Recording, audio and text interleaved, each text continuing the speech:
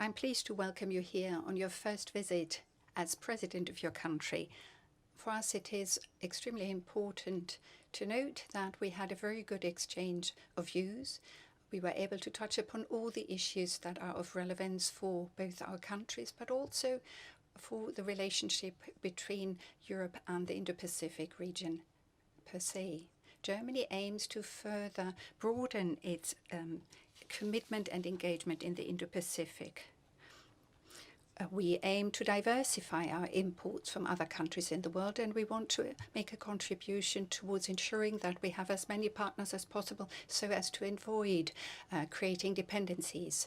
And the Philippines is a very important partner for us in Southeast Asia.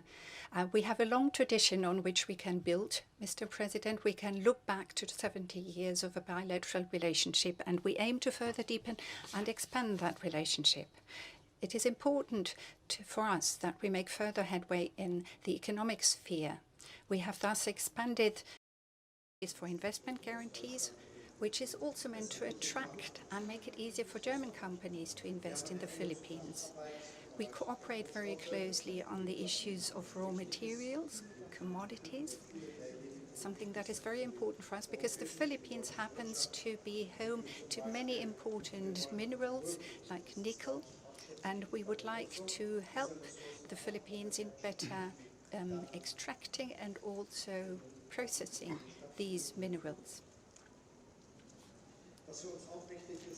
We also believe that it is important that we have the necessary framework conditions. Free trade agreements play a part here. As you may know, Germany has always been strongly supporting free trade agreements and the freedom of trade, and we aim to make further headway with regard to negotiating such an agreement and partnership with the Philippines, but also with all the member countries of ASEAN. We believe that that would be a major step forward, and therefore it played an important part in our talks today. The Philippines have a treasure of a very well-skilled workers. This is also relevant for our health sector. As I reported to the President, that as a lawyer, when I worked as a lawyer, I represented Philippine seafarers, seamen. So that, again, is a very important area of cooperation, and we want to make progress in the future in that regard too. We want to expand our mobility partnership, our migration and mobility partnership, and it is also our aim to do this in a very concrete fashion, to enshrine it, put it into the letter, so to speak. And our Federal Employment Agency plans a placement agreement with your country and its respective counterpart, so as to improve the framework for the cooperation that we aim to have in the future with your country. Of course, we also touched upon the issue of climate protection. It's a central issue, especially with regard to the Philippines.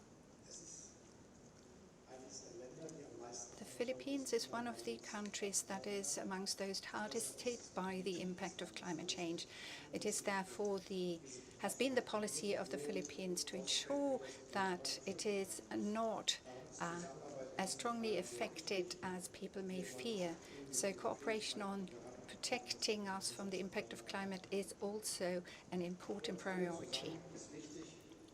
It is important for all of us that we can make sure that the world adheres to certain rules, that it does not aim to change borders through the use of violence.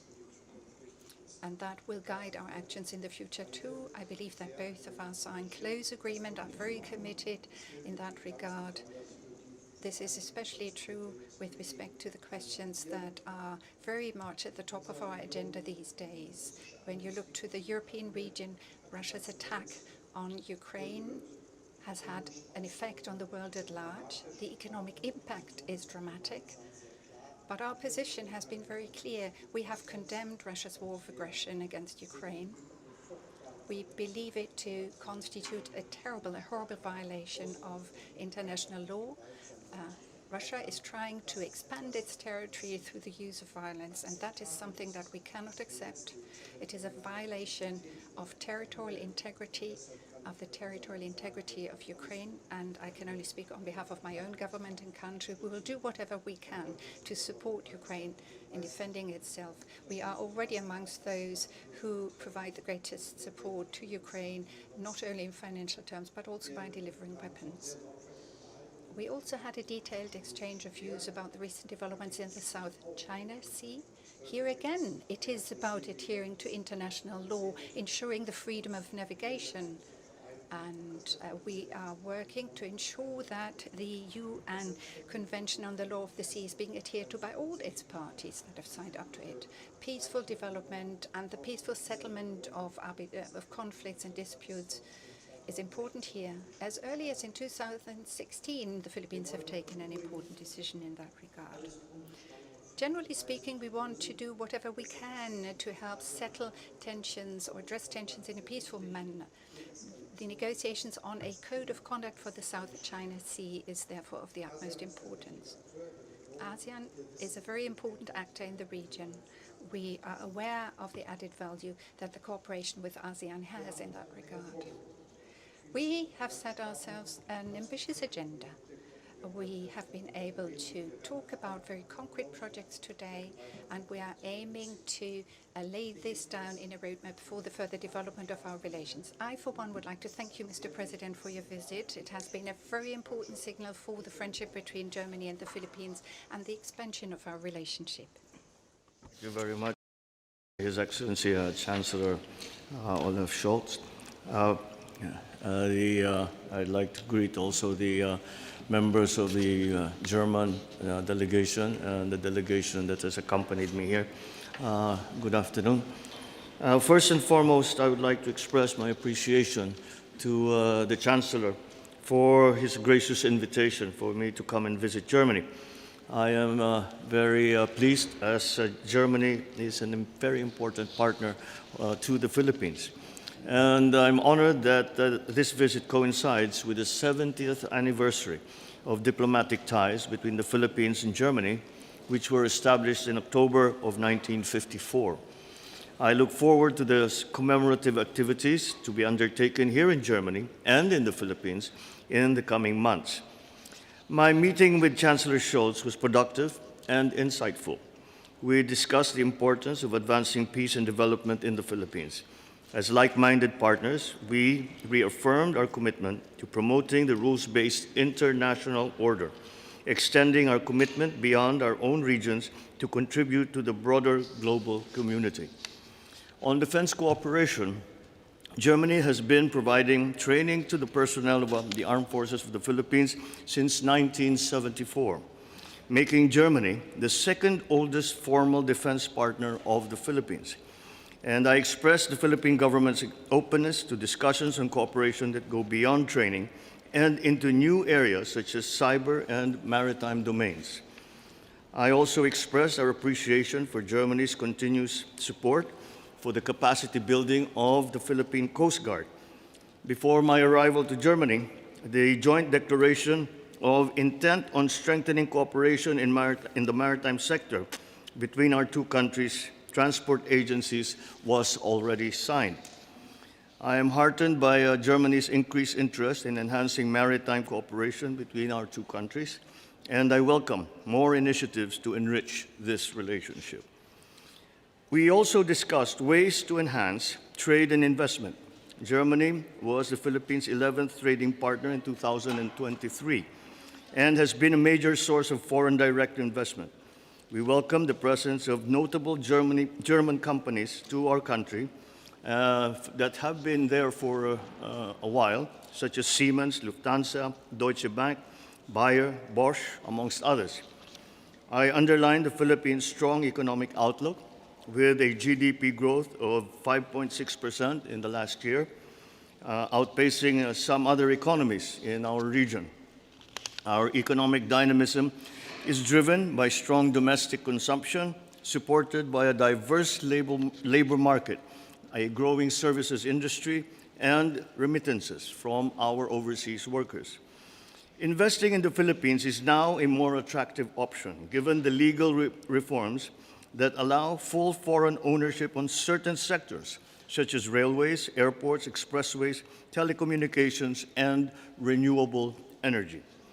We continue to find ways to build upon our already strong economic collaboration, taking it to new heights. The Philippines would like to cooperate in the areas of manufacturing, construction, and infrastructure, IT BPM, innovation, and startups, as well as renewable energy and minerals processing. Climate change and cooperation between countries is also a significant facet of the partnership between the Philippines and of Germany. I thank Germany for its leadership and commitment in the field of climate finance and its strong support for the Loss and Damage Fund created at the 28th United Nations Climate Change Conference in Dubai last year. I conveyed the Philippines' bid to host the Loss and Damage Fund Bank in the Philippines. We also recognize the important contribution of Filipino healthcare workers and the other overseas Filipino workers to the culture and to the economy of Germany. Noting Germany's interest in expanded labor cooperation to include other Filipino skilled workers and professionals, the Philippines reaffirms our commitment to ensure the protection of the rights and welfare of Filipinos around the world. Towards this end, our countries have signed the renewal of the cooperation program between the Technical Education and Skills Development Authority and the Federal Institute for Vocational Education and Training during my visit here in Germany.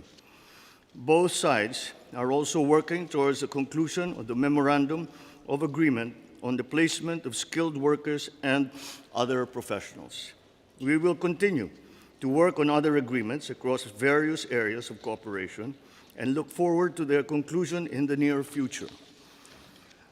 On regional and international matters, I thank Chancellor Scholz for Germany's staunch support for international law, including the 1982 UNCLOS. Our shared commitment to international law strengthens our partnership and creates a favorable atmosphere for working together on global issues. I reiterated that the Philippines remains committed to addressing issues through dialogue and consultation. Yet the Philippines, like any sovereign state, will continue to firmly defend its sovereignty, its sovereign rights, and jurisdiction in accordance with international law. On Ukraine, I assured Chancellor Scholz of the Philippines' continued support.